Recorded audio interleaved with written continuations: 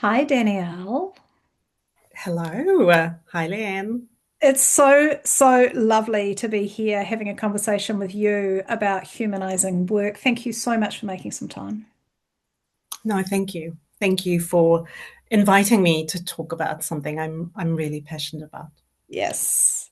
So Danielle and I met last week.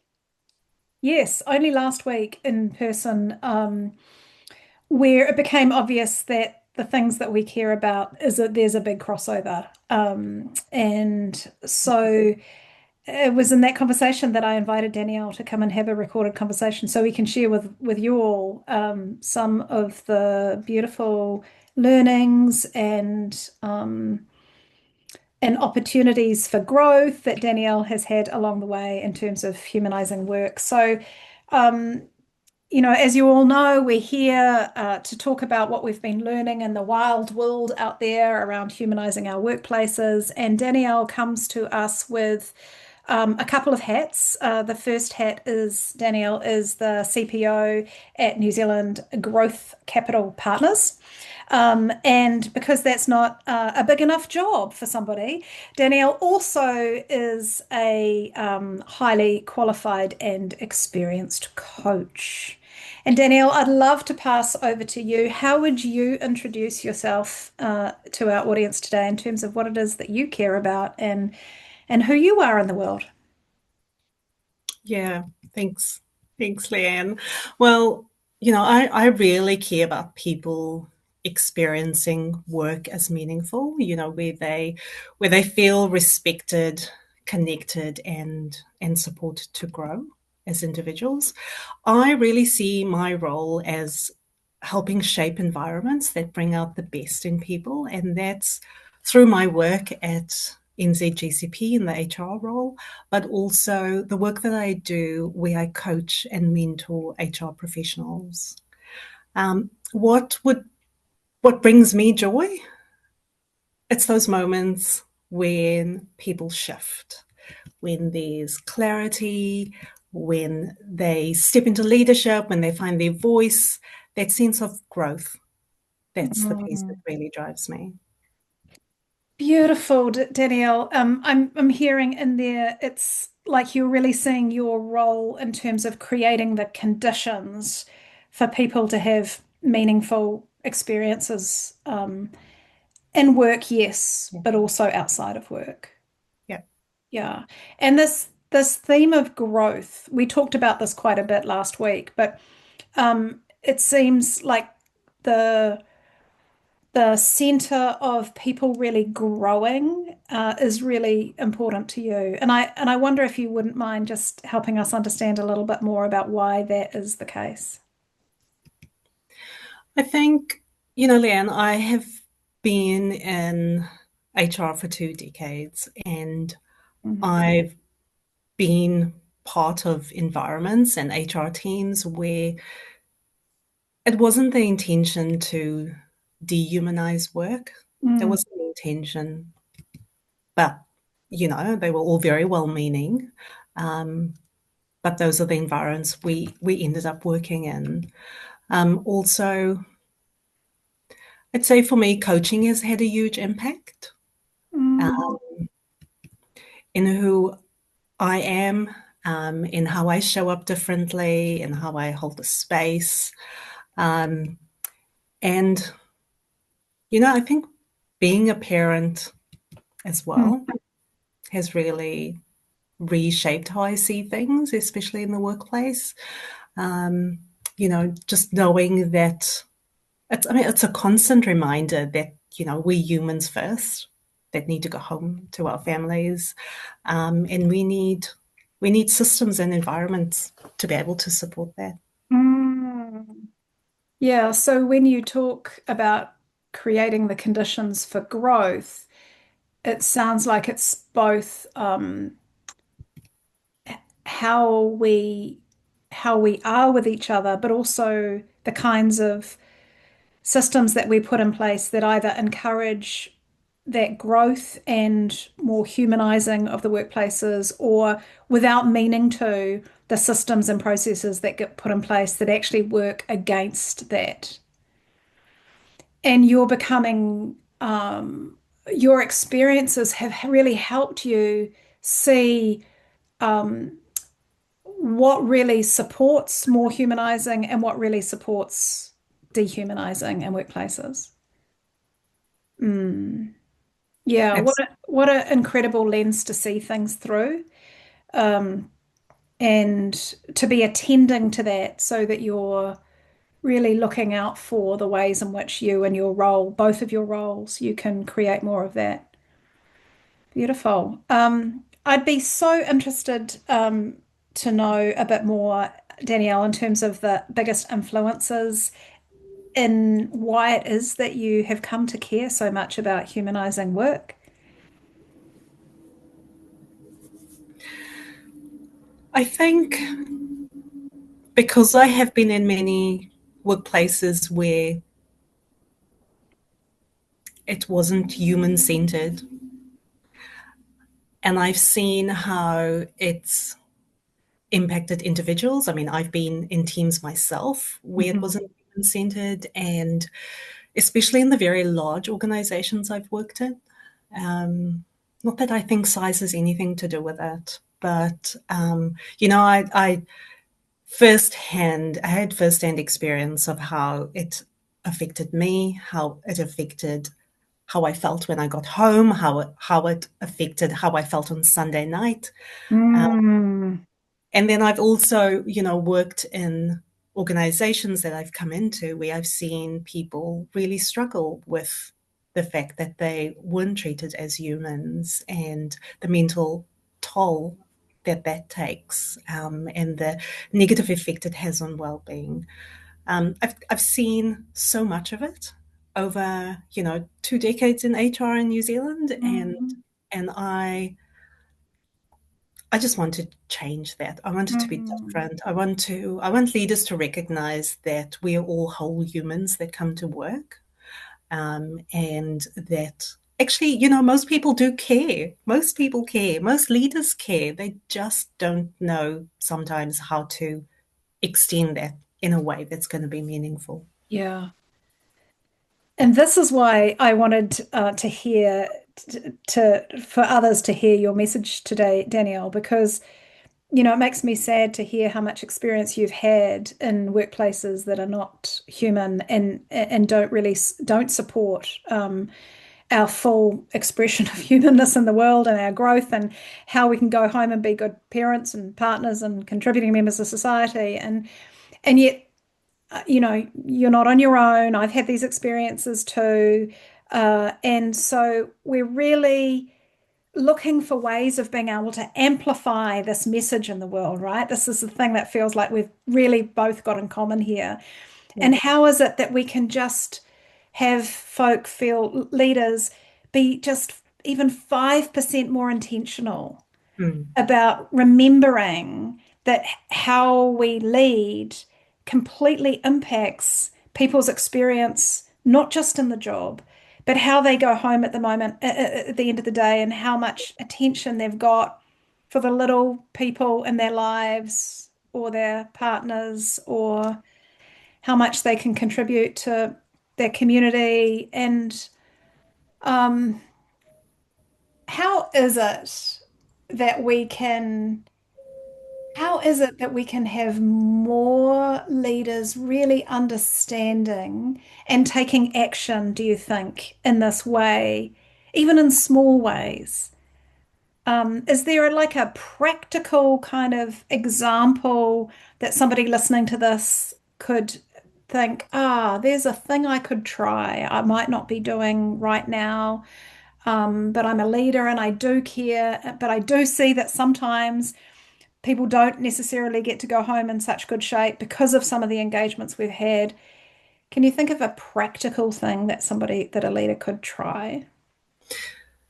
yeah, absolutely. And I've used this with leaders that I work with and support. I think, a lot of people get promoted into leadership positions because they're technically very good. Hmm. And, some of the challenge that they have is that they often think HR is responsible for the culture in the workplace. And what I try and get through to leaders is that it's not HR's job to do that. It's not my job to do that. It's them and their in every interaction they have with an employee. Every Mm. impacts how the employee feels, how that individual feels when they walk away from that conversation. So that is that is something I have been saying to our group of leaders. I don't need to say it any longer because they now know, because they've heard it enough times from me, that it's every interaction. And, you know, I've taken them on the journey as they've developed as leaders around it's really important to get to know your people, the people in your team as humans. So that when something's not right, when something's wrong, something's bothering them, you can sense, you can see that they're different. So I think it's that piece around, practically around knowing your people, not treating them as a resource, because that's not what they are. They're humans. And so when you can engage with the human, appreciate the human, they're going to put in the Mm. discretionary effort. Mm. They're going to be more committed. They're going Yeah. to stay. Yeah, I mean, we could talk about the business case, of course, but we'll use our precious time that we've got, perhaps a bit more wisely. Um, I'm thinking about like all the things that leaders have to juggle at the moment and how hard it is for their attention to have to go across so many things. And now we're kind of asking for something else. And I guess the way that I make sense of that is, oh, really am seeing this very, oftentimes heaviness and leading today in terms of the level of complexity and uncertainty and shifting sands and economic constraint and oh, and there's this other thing, which is you're wanting me also to really think about every interaction. But one of the things that I've noticed as well working with leaders in this space is it's actually just um, it's something that doesn't take any more time or any more energy. It's just one of those lenses that if you can kind of just put across your glasses, it, Yeah, it just sort of shapes your engagement, yeah? yeah, Um, and I'm reminded of one of the leaders in the Human Workbook, Bob Chapman. I don't know if you remember his story in the book.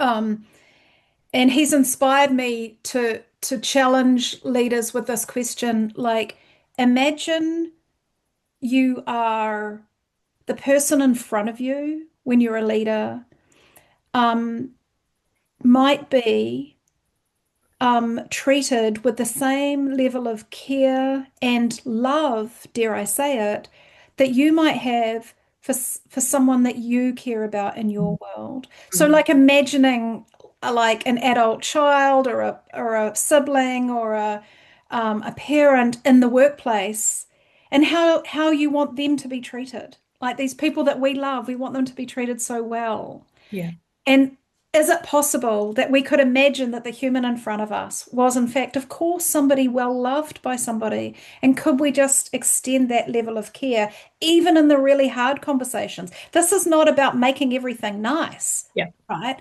It's yeah, like when you talk about every interaction matters. I love mm, that so much. It's like even in the hard times, that you can have the interaction, have the person still feel like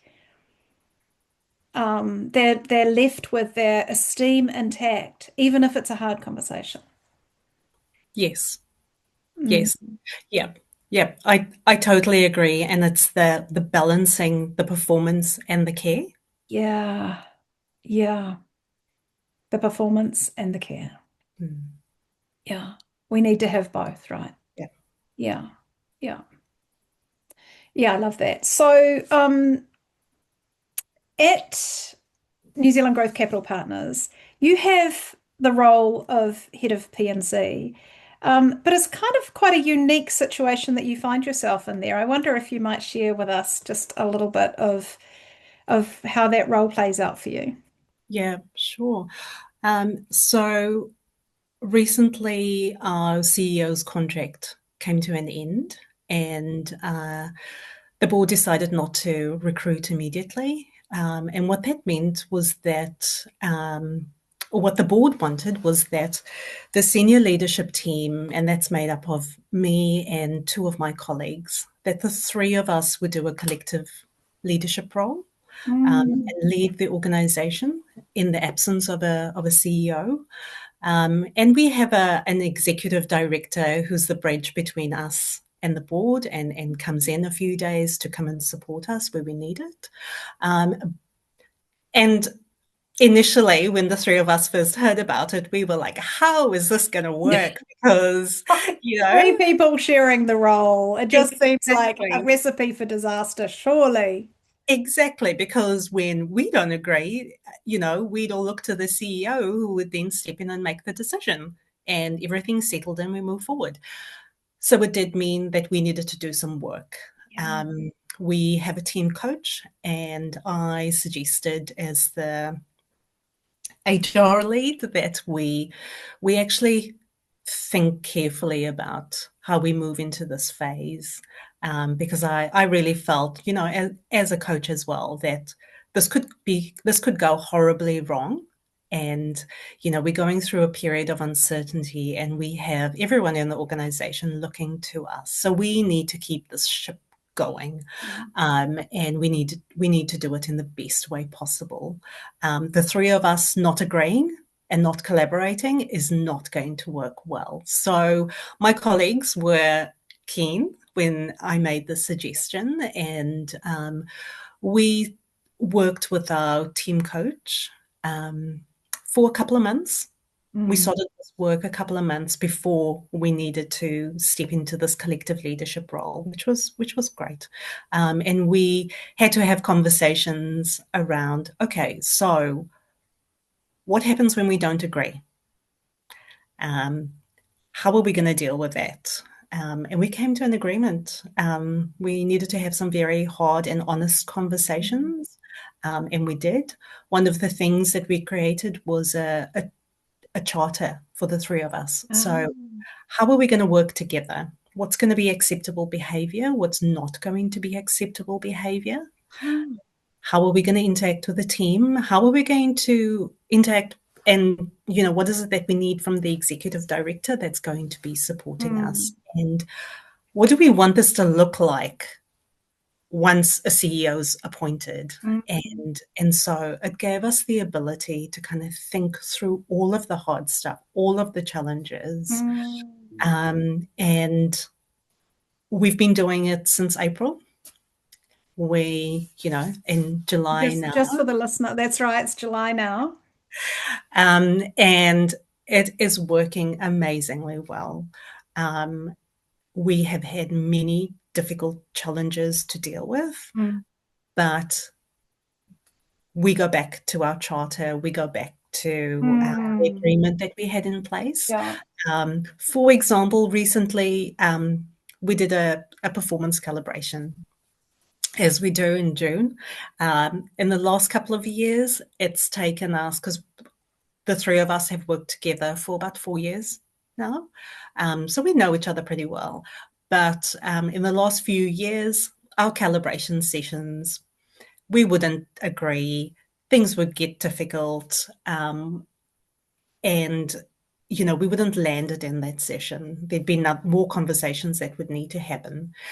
However, this time, before the calibration, I sent them the agreement that we had around what are we going to do when we don't agree. And so when we got together to do the calibration, we checked in with each other and said, do we need to go through this, or are we all on the same page? It's all fresh in our minds around what we do when we don't agree. One of my colleagues had a question around, okay, so if we don't agree in the room, what are we going to do? We're going to leave it and we're going to come back to it tomorrow once we've had some time to think about it. We just kind of checked in on a few of those points. Mm, We got into the calibration. There were a few things that we didn't agree on. We worked it out. We checked in with each other. We know one of us sometimes doesn't express what they're thinking, and they hold it back. And so we know that. And so we now ask, are you okay with this? Is there anything that you're not happy with, Mm, that you feel you need to say? So we're more intentional. We're asking the right questions. We're having different conversations. We're very real about the fact that we are three people that are trying to agree on something. The calibration took us, I think, an hour and a half, and we walked out of the room all happy with where things have landed, and that, even on the points that we didn't agree on, we were happy with where it landed. mm.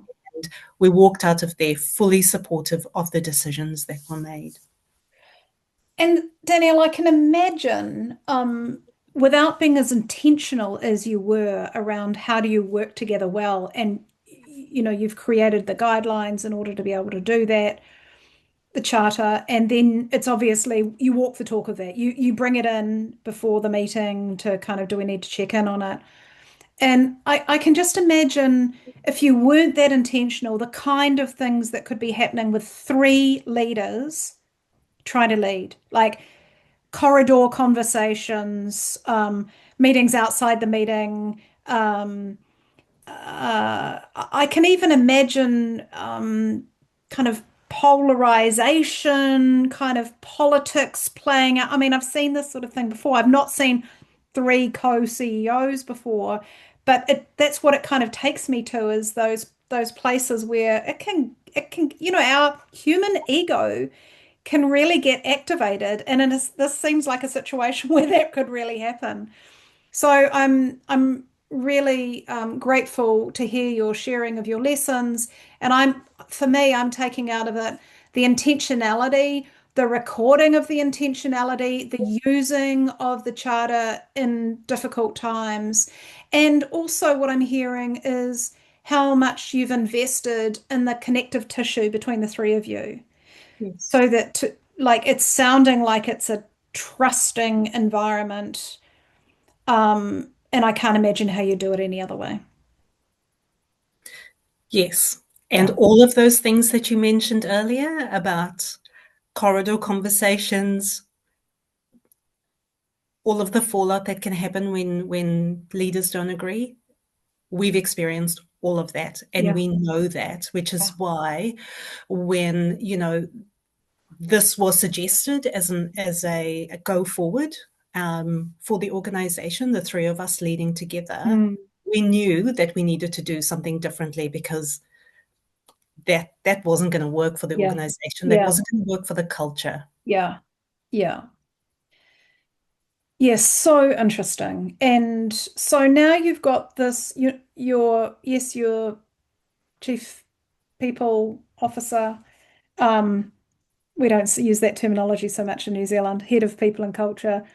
But also you're one of three folk acting as chief executive. And so you have, I mean, the way in which we talked last week, I've had the sense that even before you were sharing the CEO role, you really had an opportunity in your role to really partner with the CEO anyway in terms of culture.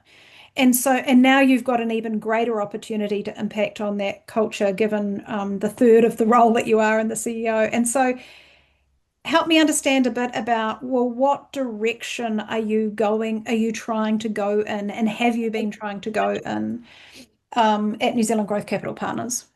Yeah.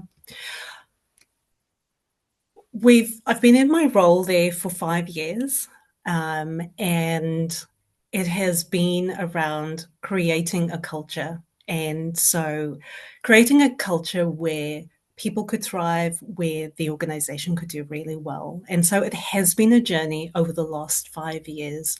Where we're at right now and where we're heading to is this piece around balancing the performance and the care. Mm, We're currently doing a leadership series on that. mm, Um, and, where we're exploring what that looks like. So, what does it look like when you're leaning too much into the performance piece? or leaning too much into the care? And what does Mm. that balance look like? And what are the benefits of doing that? So that's where we're at the Yeah. moment. And and Yeah. just hearing you say that, Danny, I'm just sorry to just jump in, but it Mm. excites me because in so many organizations, it's either or, isn't it? It's either performance or it's care, and it's not many situations it's the care. But what I'm really hearing you say is moving from that kind of either or to really a both and approach. We need both of these things in order for the organization to be successful and for our people to really thrive. Absolutely. I definitely agree. We need that performance piece because, it's the growth element. People want to grow, Yeah, they want to do well. Um, it's not just about the care. And so, mm, it's both. yeah, And, I work with some leaders and I've seen them in every organization where oftentimes it's leaning towards the performance side. mm, And so, now to be at a point where our leaders mm, have stepped into this, yep, they're ready. And I got no pushback on doing, a series of performance and care workshops. It's a wonderful place to be because they now realize that, yeah, both both elements are important. mm. So for you, human work looks like performance and care.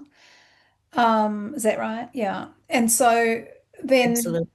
from a practical perspective, what you're doing is helping leaders in the organization really understand how to hold the both. Um, Yes. is there anything that you could share with our listeners, Danielle, that might um, help them be able to hold this polarity um, in a way that's kind of easier to do? Because, of course, nobody's going to disagree, right? Yes, of course, we need performance and care. But in practice, is there anything that comes to mind that a leader could try a little more of? If I think practically, I think, something that a leader can do is that conversation, the one-on-one conversation that they have with their team members. That's a really good opportunity to balance the performance and care aspect. Hmm. And so, to connect with them first as human beings, and to ask them about how they're doing, you know, how are things in their world, not just at work, but outside work as well. And then also in those conversations to talk about, what their workload is like, how they're balancing that with taking care of themselves. Are they taking those micro breaks? Um, are they sleeping well? I know oftentimes people raise things with me and say, oh, yeah, I'm not sleeping very well. And we'll kind of have a conversation about that. But then to also in that conversation, talk about the work aspect as well, and how you can support them, and what their goals are and how they're tracking and what they need help with, and really just talking about the work, then the performance aspect. And so it's kind of bringing those things into the conversation. And I love you know, that. yeah. Yeah. Once again, it's like there's an intentionality in your invitation, Mm. um, which is really building the connective tissue, the relationality, the connection that creates the conditions for things like trust to thrive authentically.